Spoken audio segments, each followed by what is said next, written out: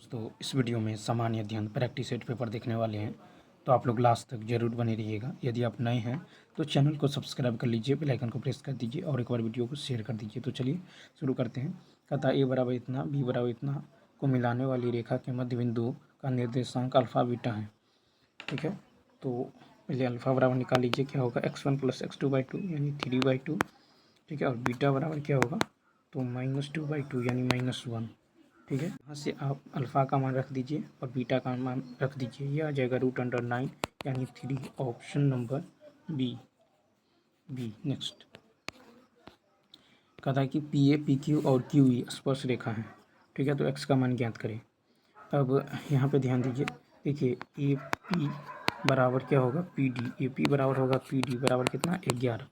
AP बराबर PD, यदि ये इतना 11 है तो ये भी कितना होगा, 11 होगा। ठीक है, 11 होगा।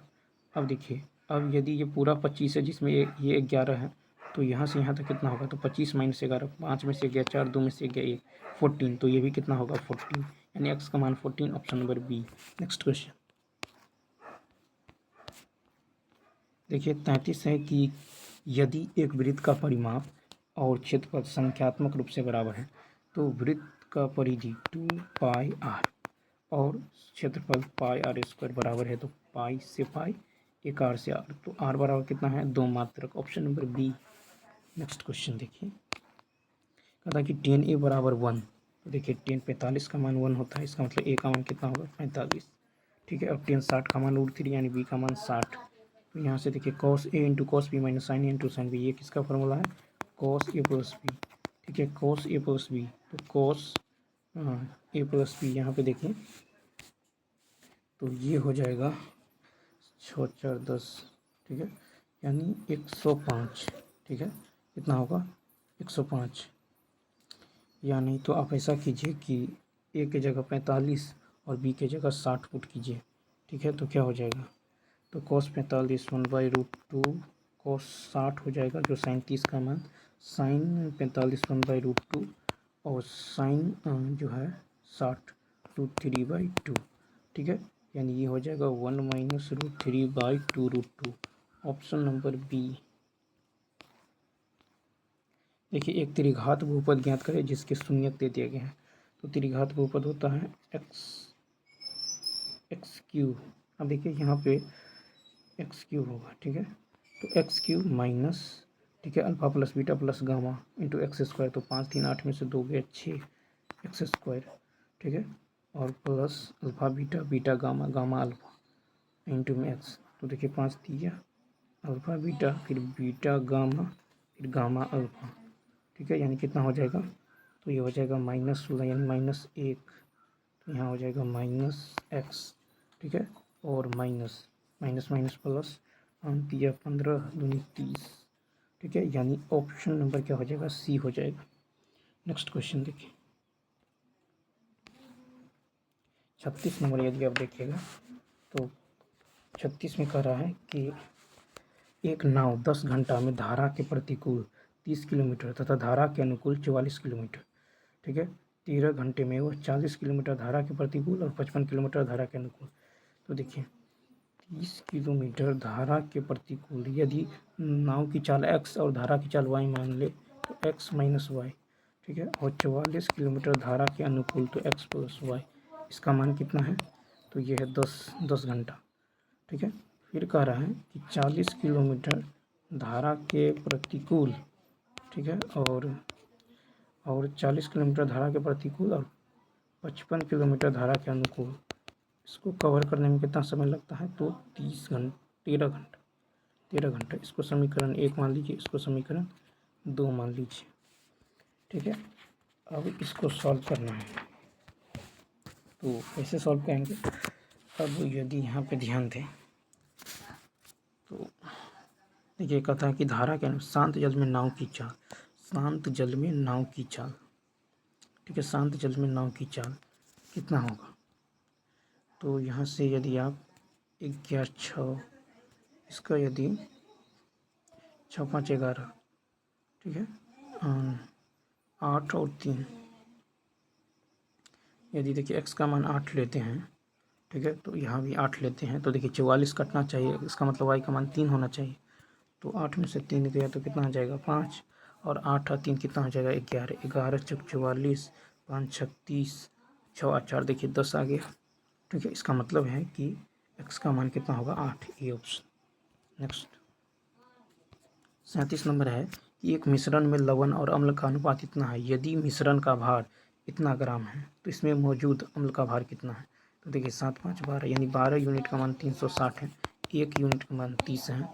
तो कहता है मौजूद अम्ल का भार। ठीक है, तो अम्ल कितना है 7 यूनिट, तो 60 यूनिट का मान कितना होगा 210, सी ऑप्शन। नेक्स्ट कहता है OD 2 है, OD 2 है, तो यहाँ पे छायांकित भाग का क्षेत्रफल, तो छायांकित भाग का क्षेत्रफल जो है चतुर्थांश OECD का क्षेत्रफल निकाल लीजिए। तो क्या होता है 1/4 pi r square, 1/4 pi r square. अब यहाँ पे जो है इसका रेडियस देखिए, रेडियस आपको जो है कितना दे दिया गया है, यहाँ पे देखिए 3.5, तो ये हो जाएगा 1/4 पाई आर स्क्वायर 3.5 का होल स्क्वायर। ठीक है, इसमें से घटाना होगा आपको त्रिभुज BDO का क्षेत्रफल क्या होगा 1/2 गुने आधार गुने ऊंचाई। ठीक है, जैसे ही सॉल्व करेंगे ये आ जाएगा 9.625 माइनस 3.5, यानी 6.125, ऑप्शन नंबर ए ऑप्शन। कहता पेरिस पैरालंपिक 2024 के उद्घाटन समारोह में ध्वजवाहक कौन थे पेरिस पैरालंपिक में। तो देखिए इसका राइट आंसर होगा डी ऑप्शन। तो देखिए पेरिस पैरालंपिक 2024 के उद्घाटन समारोह में ध्वजवाहक जो है सुमित अंतल और भाग्यश्री यादव बने थे। ठीक है, सुमित अंतल और भाग्यश्री यादव। ठीक है, पेरिस पैरालंपिक 28 अगस्त से 8 सितंबर 2024 तक आयोजित हुआ है। इस पैरालंपिक में भारत ने 1 स्वर्ण 1 रजत और 2 कांस्य पदक जीत चुका है। ठीक है, फिर है कि अब तक 31 अगस्त तक जो है अवनी लेखरा ने स्वर्ण पदक जीता। नेक्स्ट कहता है कि हाल ही में जो है भारत का प्रथम सौर ऊर्जा से संचालित ग्राम जो है किसे घोषित किया गया है। तो बी ऑप्शन मोढेरा गुजरात। हाल ही में भारत का प्रथम सौर ऊर्जा से संचालित ग्राम मोढेरा गुजरात को घोषित किया गया है। गुजरात के मेहसाना जिला में स्थित मोढेरा ग्राम को देश का पहला सौर ऊर्जा से संचालित गांव घोषित किया गया है। मध्य प्रदेश का सांची भारत का पहला जो है सौर शहर बना। ठीक है, तो मध्य प्रदेश का सांची भारत का पहला जो है सौर शहर बना। भारतीय सेना और सेशल्स की सेना के बीच 27 मार्च 2024 तक संयुक्त सैन्य अभ्यास कहाँ आयोजित किया गया। तो ये सेशल्स में। तो देखिए भारतीय सेना और सेशल्स की सेना के बीच 27 मार्च 2024 तक जो है संयुक्त सैन्य अभ्यास लमीटिए 2024 का 10वां संस्करण सेशल्स में आयोजित किया गया। हिंद महासागर में स्थित देश सेशल्स की राजधानी विक्टोरिया है। मार्च 2024 में अभ्यास कैटलेस एक्सप्रेस भी भारतीय नौसेना और सेशल्स की सेना के बीच जो विक्टोरिया सेशल्स में आयोजित किया गया था। हाल ही में जो ICC के स्वतंत्र अध्यक्ष के रूप में किसे जो निर्विरोध चुना गया है। तो 42 का होगा सी जैसा। तो ICC के स्वतंत्र अध्यक्ष के रूप में जैसा को निर्विरोध चुना गया है। इससे पूर्व जैसा BCCI के अध्यक्ष थे। जैसा ICC के सबसे युवा चेयरमैन बने। कहता है कि 2024 में स्पेन के टेनिस खिलाड़ी कार्लोस अल्काराज किस ग्रैंड स्लैम टूर्नामेंट में पुरुष एकल का खिताब जो है विजेता बने हैं। तो डी ऑप्शन। तो देखिए वर्ष 2024 में स्पेन के टेनिस खिलाड़ी Carlos Alcaraz grand slam tournament French open 2024 और विंबलडन ओपन 2024 में पुरुष एकल खिताब के विजेता बने हैं। ठीक है, ऑस्ट्रेलियन ओपन 2024 में पुरुष एकल का खिताब जो है जैनिक सिनर इटली के रहने वाला है, और महिला एकल खिताब विजेता है आर्याना सबालेंका जो बेलारूस। फ्रेंच ओपन 2024 पुरुष एकल में कार्लोस अल्काराज जो स्पेन का है, और महिला में जो है ईगा स्विएटोक जो पोलैंड की। फिर विंबलडन ओपन 2024 पुरुष एकल का खिताब कार्लोस अल्काराज जो स्पेन का है, और महिला में है बारबोरा क्रिजिकोवा ये चेक गणराज्य की है। US ओपन 2023 ये नोवाक जोकोविच सर्बिया और महिला में Coco Gauff America. Next question, कहता निम्नलिखित में से किस देश ने आर्थिक प्रतिस्पर्धा को बढ़ावा देने हेतु एक नया निवेश मंत्रालय गठित किया है? यह संयुक्त राज्य, ठीक है। तो देखिए संयुक्त राज्य अमीरात ने जो है, संयुक्त अरब अमीरात ने आर्थिक प्रतिस्पर्धा को बढ़ावा देते हुए एक नया निवेश मंत्रालय गठित किया है। इस मंत्रालय के गठन का उद्देश्य संयुक्त अरब अमीरात की निवेश विजन को विकसित कर वैश्विक बाजार में इसकी प्रतिस्पर्धात्मक को बढ़ाना है। और संयुक्त अरब अमीरात की राजधानी अबू धाबी है, जबकि सबसे अधिक आबादी वाला शहर दुबई। हाल ही में किस संस्था के द्वारा जो है साइबर अपराध से निपटने के लिए नए उपकरण के रूप में DIGIT यानी डिजिटल इंडिया ट्रस्ट एजेंसी की स्थापना किया गया? 45 का होगा ए, भारतीय रिजर्व। हाल ही में भारतीय रिजर्व बैंक के द्वारा साइबर अपराध से निपटने के लिए एक नए उपकरण के रूप में DIGIT यानी डिजिटल इंडिया ट्रस्ट एजेंसी की स्थापना किया गया है। फरवरी 2024 में US इंडिया साइबर सुरक्षा पहल शुरू किया गया। दिसंबर 2023 में देश का पहला साइबर सुरक्षा केंद्र सेनकोप्स का उद्घाटन चंडीगढ़ में किया गया। प्रोजेक्ट नीलगिरी ताहर परियोजना को किस राज्य के द्वारा शुरू किया गया है? तो 46 का हो जाएगा सी, तमिलनाडु। प्रोजेक्ट नीलगिरी ताहर परियोजना को तमिलनाडु राज्य के द्वारा शुरू किया गया। तमिलनाडु का जो है राज्य पशु नीलगिरी ताहर है। IUCN स्थिति के अनुसार नीलगिरी ताहर लुप्तप्राय प्रजाति है। केरल में स्थित एरावियम राष्ट्रीय उद्यान में नीलगिरी ताहर सबसे ज़्यादा जो है पाया जाता है, ठीक है, सबसे ज़्यादा पाया जाता है केरल एरावियम राष्ट्रीय उद्यान। नेक्स्ट क्वेश्चन है कि घटनाओं का सही कालानुक्रम, तो हो जाएगा सी ऑप्शन। तो देखिए सब तो घटनाओं का सही कालानुक्रम होगा असहयोग आंदोलन, फिर होगा चोरी चौरा कांड, फिर होगा सबने अवज्ञा आंदोलन, फिर होगा भारत छोड़ो आंदोलन, ठीक है। तो असहयोग आंदोलन 1920 में प्रारंभ हुआ। कलकत्ता में आयोजित विशेष आयोग अधिवेशन 1920 में असहयोग आंदोलन का प्रस्ताव पेश हुआ था। महात्मा गांधी ने असहयोग प्रस्ताव पेश करते हुए कहा था कि अंग्रेजी सरकार शैतान है, जिसके साथ असहयोग करना संभव नहीं, जिसके साथ सहयोग करना संभव नहीं। चोरी चौरा अग्नि हत्याकांड 5 फरवरी 1922 ईस्वी को गोरखपुर जिले के चौरी चौरा नामक स्थान पर हुआ था। सविनय अवज्ञा आंदोलन 14 से 16 फरवरी 1930 को साबरमती में कांग्रेस की कार्यकारिणी की बैठक में गांधी जी ने निश्चय किया। सविनय अवज्ञा आंदोलन गांधी जी के 11 सूत्री मांगों को वायसराय के द्वारा स्वीकार नहीं किए जाने के कारण प्रारंभ किया गया था। 14 जुलाई 1942 को जो है कांग्रेस कार्यकारिणी की बैठक में भारत छोड़ो आंदोलन का प्रस्ताव वर्धा में पारित हुआ था। भारत छोड़ो आंदोलन के लिए 7 अगस्त 1942 को बम्बई के ग्वालियर टैंक में पंडित नेहरू ने प्रस्ताव पेश किया था। 8 अगस्त 1942 को भारत छोड़ो आंदोलन स्वीकार कर लिया गया। भारत छोड़ो आंदोलन को जो अगस्त क्रांति के नाम से भी जाना जाता है। 15 अगस्त 1947 को स्वतंत्रता दिवस समारोह के दौरान महात्मा गांधी कहाँ थे? ये ऑप्शन कलकत्ता। तो 15 अगस्त 1947 को स्वतंत्रता दिवस के दौरान महात्मा गांधी कलकत्ता गए थे। 16 अगस्त 1946 को मुस्लिम लीग ने प्रत्यक्ष कार्रवाई दिवस के द्वारा अर्थव्यवस्था और अराजकता का वातावरण उत्पन्न कर दिया। गांधी जी 1947 में बंगाल के नोआखली में हिंसा रोकने पहुंचे थे।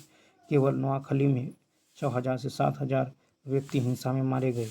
और सहयोग आंदोलन के दौरान महात्मा गांधी ने केसरे हिंद की उपाधि और जमुनालाल बजाज ने राय बहादुर की उपाधि लौटा दी। महात्मा गांधी ने 1915 में जो कोचरब में जो सत्याग्रह आश्रम की स्थापना किया।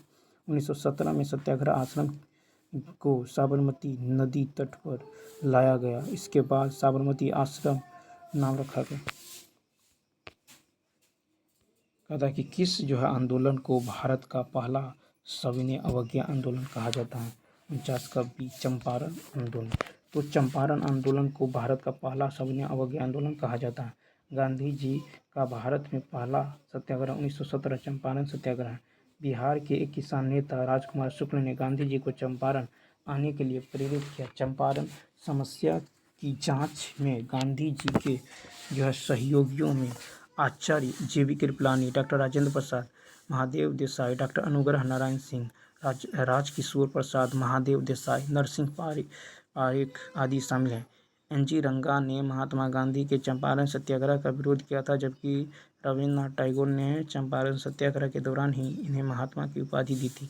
26 जनवरी 1930 को स्वाधीनता दिवस मनाने के बाद गांधी जी के नेतृत्व में सविनय अवज्ञा आंदोलन 1930 पर आरंभ हुआ। खिलाफत दिवस जो संपूर्ण देश में 17 अक्टूबर 1919 को मनाया गया। गांधी जी ने 1918 में गुजरात के खेरा जिले में किसान आंदोलन का नेतृत्व किया और सहयोग आंदोलन 1 अगस्त 1920 को प्रारंभ हुआ।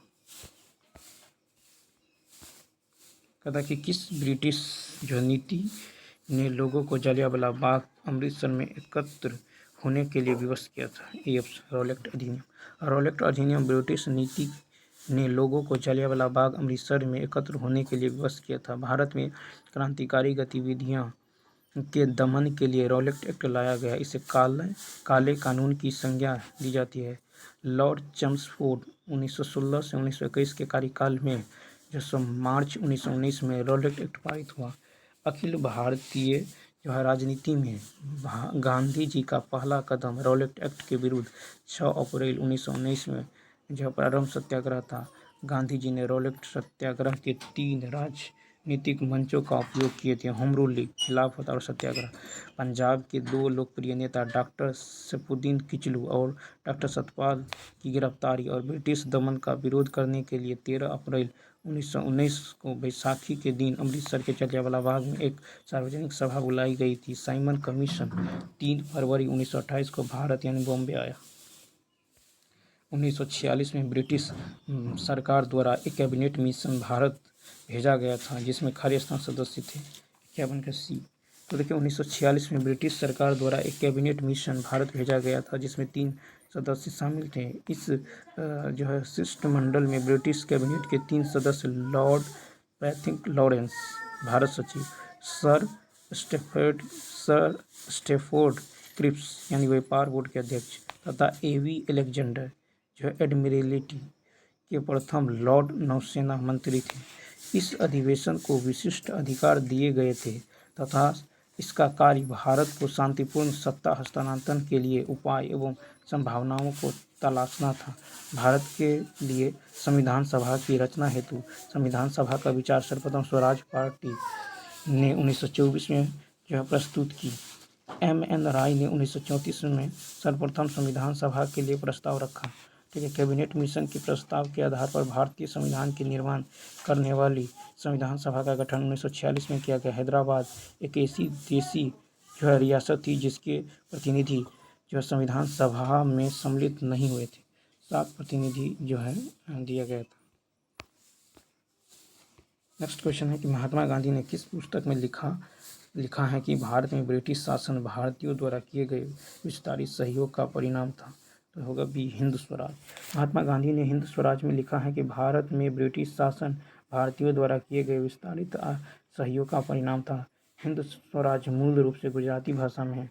यह पुस्तक 1909 में गांधी जी द्वारा जलियान में यूके से अफ्रीका जाने के क्रम में लिखी गई। हरिजन पत्र के संपादक महात्मा गांधी थे। इन्होंने इस पत्र का प्रथम अंक 11 फरवरी 1933 को यरवदा जेल, पुणे, महाराष्ट्र में प्रकाशित किया। यह हिंदी भाषा में प्रकाशित होता था। इसके अतिरिक्त अंग गांधी जी ने गुजराती भाषा में हरिजन बंधु व हिंदी भाषा में हरिजन सेवक समाचार पत्रों का भी प्रकाशन किया। गांधी जी ने क्रिप्स प्रस्ताव के बारे में बोला कि यह एक आगे की तारीख का चेक है जिसका बैंक नष्ट होने वाला।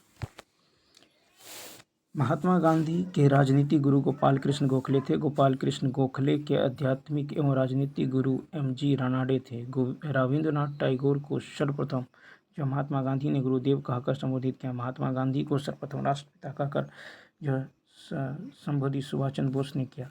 फिर कि भारत के आज़ादी के समय महात्मा गांधी कलकत्ता में थे। 1915 में अंग्रेज सरकार ने केसर हिंद की उपाधि से महात्मा गांधी को सम्मानित किया 1915 में। नेक्स्ट कहा किस राजवंश के शासकों ने अपनी उपलब्धियों को प्रशस्ति के रूप में लिखा है? 53 का बी, गुप्त वंश। गुप्त राजवंश के शासकों ने अपनी उपलब्धियों को प्रशस्ति के रूप में लिखा है। गुप्त वंश का संस्थापक श्री गुप्त 240 से 280 ईस्वी था। गुप्त वंश का वास्तविक संस्थापक चंद्रगुप्त प्रथम महाराज धीराज की उपाधि धारण की। गुप्त शासकों का राजकीय भाषा संस्कृति। समुद्रगुप्त का प्रयाग प्रशस्ति ऐतिहासिक दृष्टि से अत्यंत महत्वपूर्ण था। प्रयाग प्रशस्ति की रचना हरिसेन ने किया था।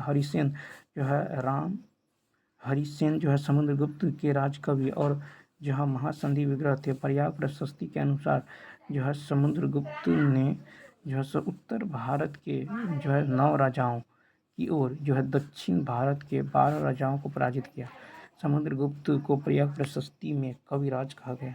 पाणिनि एक प्रसिद्ध संस्कृत थे, तो 54 का हो जाएगा ए। तो देखिए पाणिनि एक प्रसिद्ध संस्कृत व्याकरणविद थे। ठीक है, इनके व्याकरण का नाम अष्टाध्यायी है, जिसमें 8 अध्याय और 4 जो सहस्त्र सूत्र हैं। ठीक है, अमर सिंह, देखिए अमरकोश के लेखक अमर सिंह हैं। शाहनामा के लेखक फिरदौसी हैं। भारत भारती के लेखक मैथिली शरण गुप्त हैं। ठीक है, और महाभाष्य के लेखक पतंजलि है और गीत गोविंद के लेखक जयदेव। पता है कि सिंधु नदी और जो है जांस्कर नदी का संगम कहाँ होता है? ये लद्दाख में। सिंधु नदी और जांस्कर नदी का संगम लद्दाख में होता है। सिंधु नदी की सबसे बड़ी सहायक नदी चिनाब है।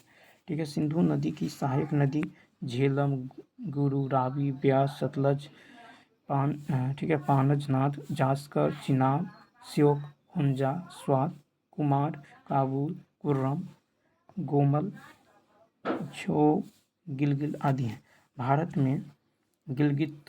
भारत में सिंधु नदी लेह जिले में बहती है। सिंधु नदी भारत से होकर बहने वाली दूसरी सबसे लंबी नदी है।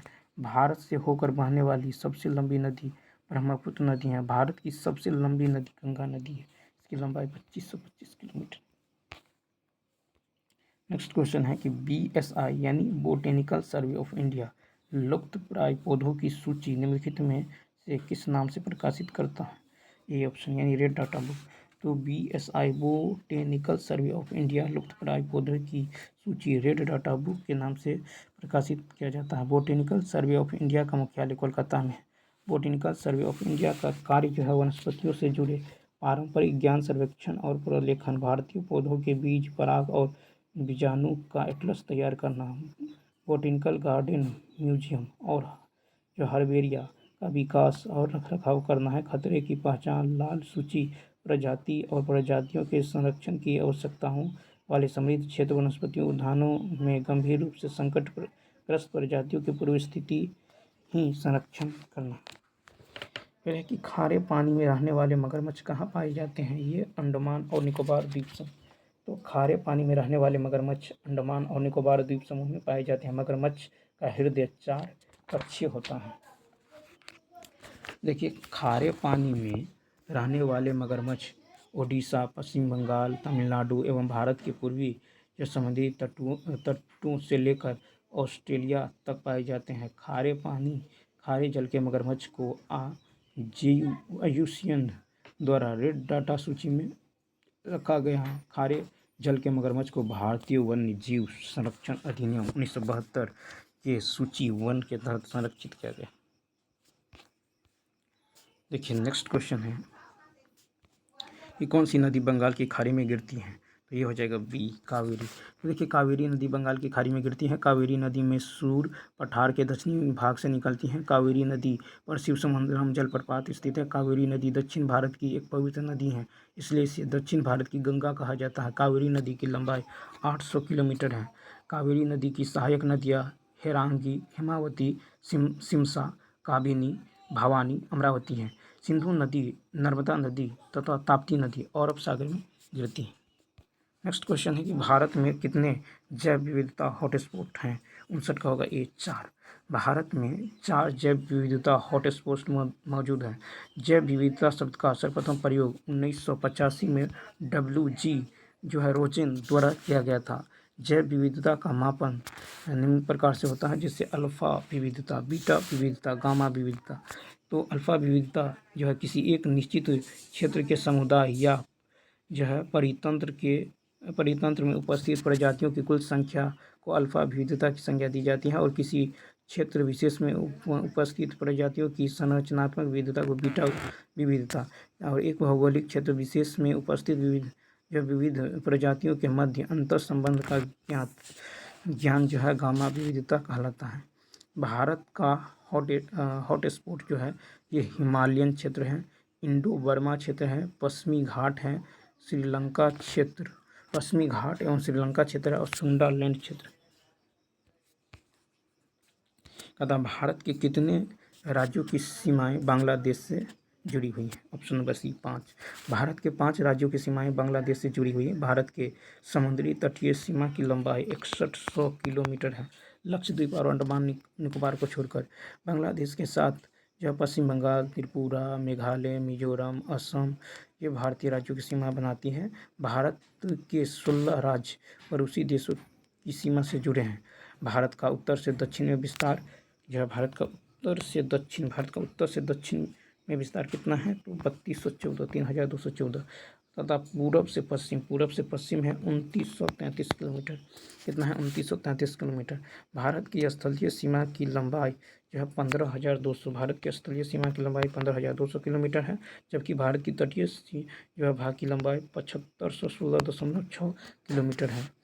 लक्षद्वीप और अंडमान निकोबार ठीक है सहित फिर है कि भारत की जल एवं स्थल सीमा से लगे देश बांग्लादेश, म्यांमार और पाकिस्तान है। भारत और नेपाल के बीच काली नदी सीमा बनाती है। नेक्स्ट देखिए, कहता है कि गन्ना की सबसे अधिक क्षेत्र पर खेती और उत्पादन किस राज्य में होती है? 61 का ए उत्तर प्रदेश। तो गन्ना की सबसे अधिक क्षेत्रफल पर खेती और उत्पादन उत्तर प्रदेश में होती है। गन्ना का वानस्पतिक नाम सेक्रम ऑफेसिनेरम है।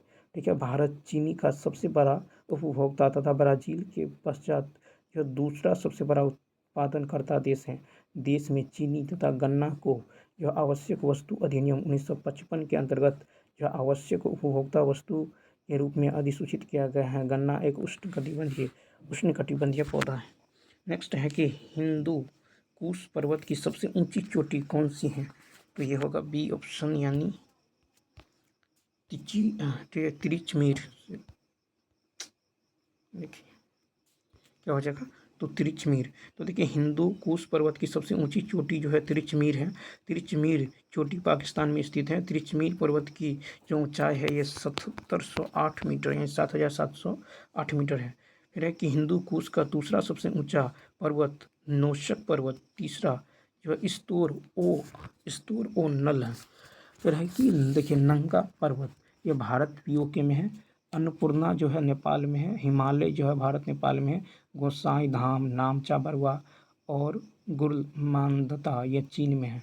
राका पेशी और ग्रेसर ब्रह्म ये पाकिस्तान में है। व्हाइट पर्वत संयुक्त राज्य अमेरिका में है। ब्लैक फॉरेस्ट पर्वत जर्मनी में। तथा बरसाती पर जो है मोम की परत चढ़ाने से वह वाटर प्रूफ बन जाती है। इसका कारण क्या है? 63 का बी स्वसंजक बल का मान अधिक हो जाता है। तो बरसाती पर मोम की परत चढ़ाने से वह वाटर प्रूफ बन जाती हैं। इसका कारण है कि स्वसंजक बल का मान अधिक हो जाता है। एक ही पदार्थ के अणुओं के मध्य लगने वाला वह बल स्वसंजक बल कहलाता है। किसी द्रव की दो बिंदुओं को संपर्क में लाने पर एक बड़ा बिंदुओं का निर्माण स्वसंजक बल के कारण होता है। पानी की परत द्वारा चिपकी कांच के दो प्लेटों को स्वसंजक बल के कारण पृथक करना मुश्किल होता है। नेक्स्ट है कि रंगीन कांच बनाने के लिए जो प्रयुक्त किया जाता है 64 का होगा सी संक्रमण धातुओं के ऑक्साइड। ठीक है, संक्रमण धातुओं के ऑक्साइड। कोबाल्ट ऑक्साइड ये गहरा नीला है। सोडियम क्रोमेट या फेरस ऑक्साइड ये हरा है। और सिलेनियम ऑक्साइड ये नारंगी लाल है। सोडियम यूरेनेट या फेरिक लवण ये पीला है। कैडमियम सल्फाइड ये चटक लाल है। और क्यूप्रिक लवण ये पीकॉक पीला है। फिर टाइफाइड और टीबी किस प्रकार के रोग हैं? तो ये है आपको जीवाणुविक रोग। तो टाइफाइड और टीबी जीवाणुविक प्रकार के रोग है। टाइफाइड जो साल्मोनेला टाइफी नामक जीवाणु के कारण होता है। यह जो बैक्टीरिया दूषित भोजन और पानी के माध्यम से प्रवेश करता है। टाइफाइड के संक्रमण की जांच हेतु विडाल टेस्ट किया जाता है। टीबी क्षय रोग तपेदिक रोग एक घातक संक्रामक रोग है जो माइक्रोबैक्टीरियम ट्यूबरकुलोसिस जीवाणु की वजह से होता है। टीबी आमतौर पर फेफड़ा को प्रभावित करता है। भारत सरकार द्वारा टीबी उन्मूलन लक्ष्य 2025 को घोषित किया गया। नेक्स्ट क्वेश्चन है 66 नंबर। देखिए कहता है कि एक प्रकाश किरण जो है माध्यम ए से माध्यम बी में प्रवेश करती है और परिणाम स्वरूप यह माध्यम बी में अविलंब से दूर जो है झुक जाती हैं। माध्यम ए का सापेक्ष माध्यम बी का अपवर्तनांक 66 का होगा सी, यानी 1 से कम। तो एक प्रकार का किरण माध्यम ए से माध्यम बी में प्रवेश करती, परिणाम स्वरूप यह माध्यम बी में अविलंब से दूर की ओर झुक जाती है। माध्यम ए के सापेक्ष माध्यम बी का अपवर्तनांक 1 से कम होगा। अपवर्तनांक होता है माध्यम में प्रकाश का वेग बटे माध्यम में, यानी ठीक है, माध्यम में प्रकाश का वेग v1 बटे माध्यम में प्रकाश का वेग v2। यदि प्रकाश की किरण अविलंब से दूर जाती हैं तो माध्यम बी में प्रकाश का वेग ए की अपेक्षा ज़्यादा होगा, ठीक है। और यदि प्रकाश की किरण माध्यम अविलंब की ओर मुड़ता है तो माध्यम बी में प्रकाश का वेग 1 से कम होगा, ठीक है, तथा 1 से ज़्यादा। नेक्स्ट देखिए, 1 से कम होगा तथा 1 से ज़्यादा होगा। नेक्स्ट क्वेश्चन देखिए, कहता है कि कौन सा यौगिक सहसंयोजक यौगिक का एक उदाहरण है। तो P2O5 जो यौगिक है सहसंयोजक यौगिक का उदाहरण है, ठीक है। इलेक्ट्रॉनों के साझेदारी से बने यौगिक को सहसंयोजक यौगिक कहते हैं, ठीक है। उसके बाद देखिए, कहता है कि सहसंयोजक यौगिक दो समान विद्युत ऋणात्मक धातुओं के बीच सहसंयोजक बंधन बनाता है और आयनिक यौगिक इस प्रकार का बंधन धातु और अधातु के बीच बनता है। सहसंयोजक बंधन से बनने वाले अबंधों का एक निश्चित आकार होता है, आयनिक बंधों का कोई निश्चित आकार नहीं होता। सहसंयोजक बंधन का गलनांक और क्वथनांक होता है, जबकि आयनिक का जो है उच्च गलनांक और क्वथनांक होता है। नेक्स्ट क्वेश्चन देखिए, कहता कि कुछ जीवाणुओं की क्रिया द्वारा जो है घोड़ों, खरगोश आदि जैसे प्राणियों में आहार में मौजूद सेल्यूलोज का पाचन किस स्थान पर होता है। 68 का होगा सी, अंधनाल। तो कुछ जीवाणुओं की क्रियाओं द्वारा घोड़ों, खरगोशों जैसे प्राणियों में आहार में मौजूद सेल्यूलोज का पाचन जो है अंधनाल स्थान पर होता है। मनुष्य सेल्यूलोज का पाचन नहीं कर पाते हैं क्योंकि उन्हें बीटा एसिटाइल लिंकेज को तोड़ने के लिए आवश्यक एंजाइम की कमी होती है। दीमकों के आंत में यह पास्टिगोफोरस प्रोटोजोआ होता है जो सेल्यूलोज का पाचन करती है। पशुओं में सेल्यूलोज युक्त अंतःग्रहण भोजन अस्थायी रूप से स्पेन में संग्रहित किया जाता है और बाद में जो जुगाली करने के लिए पुनः उत्पन्न होता है। रुमेन में सेल्यूलोज का पाचन जो अवायवीय जीवाणु द्वारा होता है। इस प्रकार के पाचन उप उत्पाद से यह मीथेन निकलता है। कहता है खतरनाक यह अपशिष्ट से निपटान की सर्वोत्तम विधि क्या है। ये तो भस्मीकरण और जलाना। तो देखिए, खतरनाक जो अपशिष्ट के निपटान का सर्वोत्तम विधि है भस्मीकरण, ठीक है। क्या है, भस्मीकरण या फिर जलाना। फिर है कि भस्मीकरण जलाने में अपशिष्टों को ही ज्वलनशील है, जैसे कि अस्पताल के अपशिष्ट निस्तारण के लिए एकत्र करते हैं तथा उनको जला देते हैं। भस्मीकरण जलाना विधि का उपयोग खतरनाक कचरा यथा जैविक चिकित्सक अपशिष्ट को निपटान के लिए किया जाता है। वर्मी कल्चर विधि में अपशिष्ट पदार्थों में केंचुए को छोड़ा जाता है, ठीक है, जो इन पदार्थों को तोड़कर तथा उसमें प्लोत्सर्ग कर इसके पोषक तत्वों में वृद्धि करता है। ताप अपघटन विधि में ऑक्सीजन की अनुपस्थिति अथवा कम मात्रा में पदार्थों को जलाया जाता है। कौन सा कथन गलत है, सी ऑप्शन। तो देखिए, प्राकृतिक संसाधनों का संधारणीय प्रबंधन जो है एक आसान कार्य गलत है। प्राकृतिक संसाधनों के अंतर्गत धात्विक खनिज एवं अधात्विक खनिज आता है। यह क्षरणशील संसाधन है, इसका नवीकरण नहीं किया जा सकता है। धात्विक खनिज के अंतर्गत लौहयुक्त खनिज एवं अलोहयुक्त खनिज आता है, जैसे लोहा, मैग्नीज, निकेल, सोना, चांदी, तांबा, सीसा, बॉक्साइट आदि।